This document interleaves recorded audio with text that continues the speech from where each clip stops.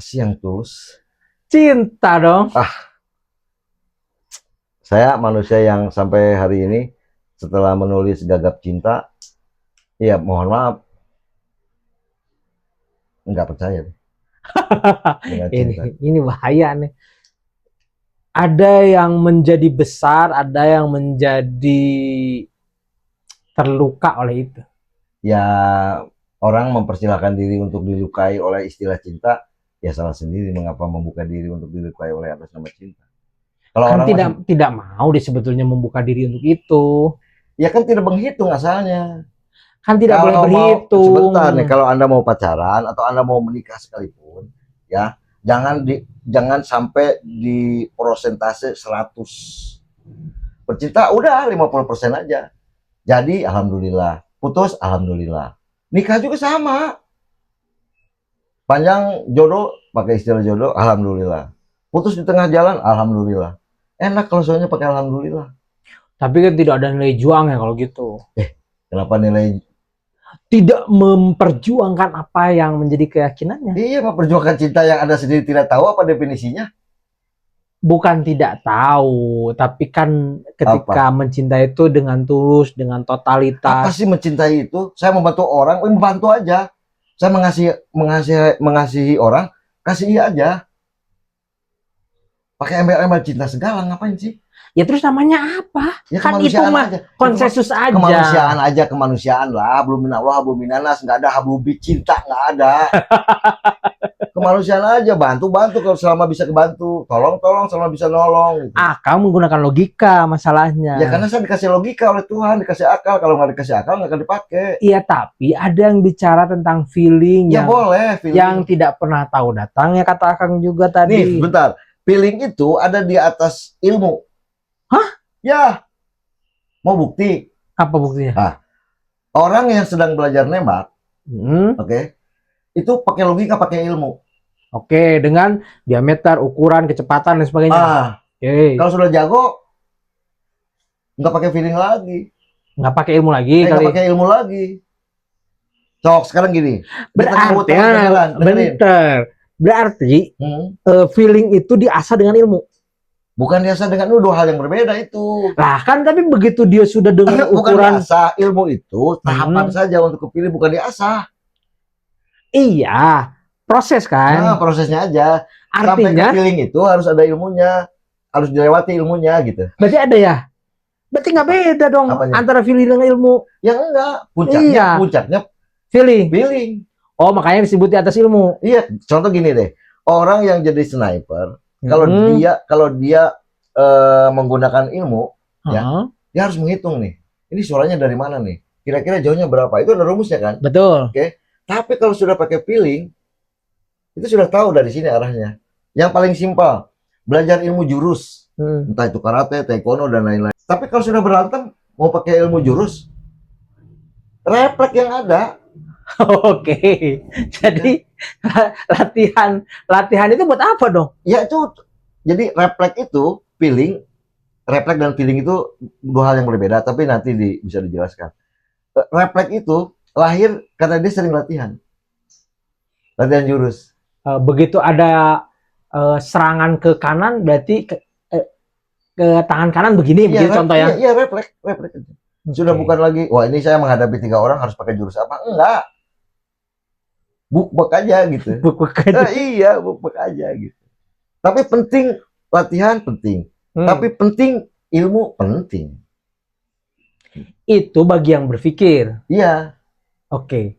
Nah, ketika seseorang, kan ini nggak ada ilmunya ya. Apa ilmu apa?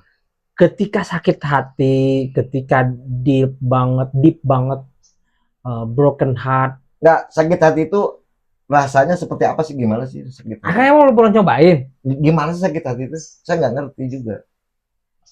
Kalau saya kecewa, ya saya tahu kecewa nih. Karena pengen A, ternyata yang dapatnya B, itu kecewa misalkan. Tapi kalau sakit hati apa sih?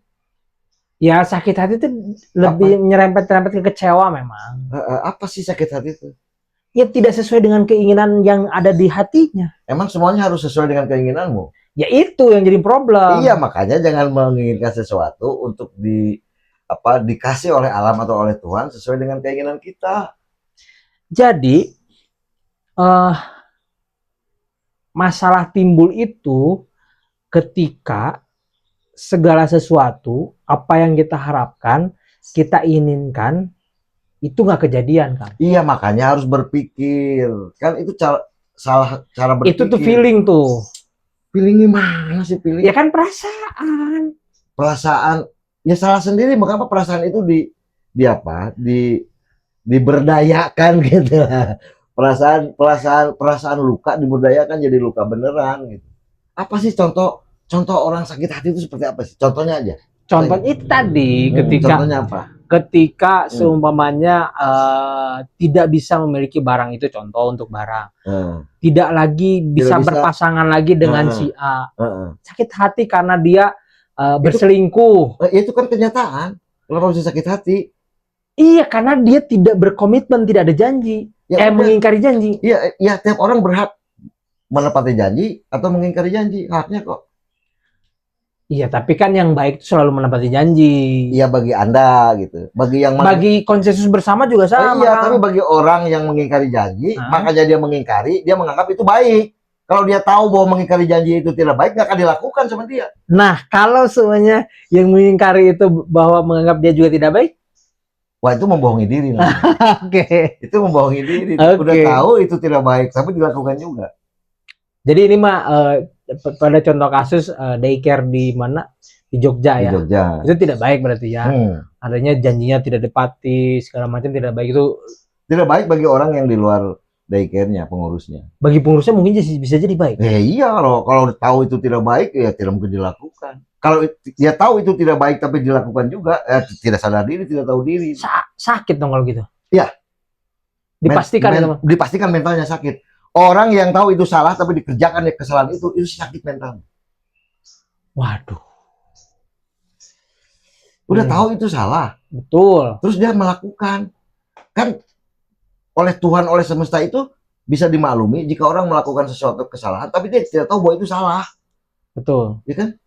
Ada pemakluman, tapi kalau sudah tahu salah terus dilakukan, wah itu mah sakit itu orang. Nah, itu pada konteks yang memang ini kayaknya semua sama deh. Betul. Tapi pada soal perasaan tadi Kang, dia melakukannya mungkin yang tadi betul kata dia, bener lah kata saya. Walaupun pada kenyataannya kata pasangannya enggak, karena selingkuh contoh. Kata yang selingkuhnya baik-baik aja, saya lari sama dia karena udah nggak nyaman sama dia. Nah itu gimana pada kasus itu? Ya makanya dia melakukan. Itu kan kalau bahasa berarti sakit dong kalau gitu. Ya, escape for mechanism. Jadi keluar dari mekanisme yang seharusnya gitu. Artinya sakit juga dong kalau gitu. Iya. Cuman ingat, orang yang sakit mentalnya kalau ditanya dia tidak akan merasa dirinya sakit. Iya itu dia. Iya. Kayak orang NPD gitu. Apa penyebabnya? Apa penyebabnya hingga? Karena merasa dirinya dua. Dia merasa dirinya benar, dia merasa dirinya korban. Orang selingkuh karena saya korban kekerasan di rumah tangga misalkan. Terus dia merasa dirinya benar untuk mencari pasangan baru. Iya. Merasa diri benar dan merasa diri menjadi korban. Dan dua-duanya tidak akan merasa diri benar, dia tidak akan merasa dirinya benar. Tapi kan dia datang tiba-tiba. Maksudnya tiba-tiba apa semuanya yang apa sih yang datang tiba-tiba di dunia apa sih? Ya enggak, pasti ada sebabnya. Iya ada sebab. Maksudnya jadi enggak tiba-tiba. Iya enggak, maksudnya sebabnya tuh begitu langsung tiba-tiba bukan tiba-tiba. Jalannya tiba-tiba ke sana aja beloknya tanpa dia sadar mungkin. Wah, hebat itu kalau tanpa sadar dia belok. Enggak, oke. Salah berarti. Artinya seperti ya ngalir aja tiba-tiba ke sana gitu kan. Ya kan sebelum Akang jangan semua meluruskan dengan logika dong. Ya kalau tidak pakai logika saya bukan manusia, karena manusia itu mulianya karena logika.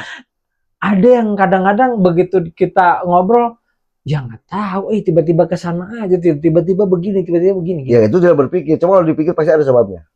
Oke. Pasti ada sebabnya. Iya. Jadi banyak orang yang melakukan apologi. Nah itu dia, apologi. Apologi itu alasan yang dibuat-buat gitu. Agar dia tetap dianggap benar, maka nggak tahu itu tiba-tiba aja. Oke. Ingin dianggap benar aja itu.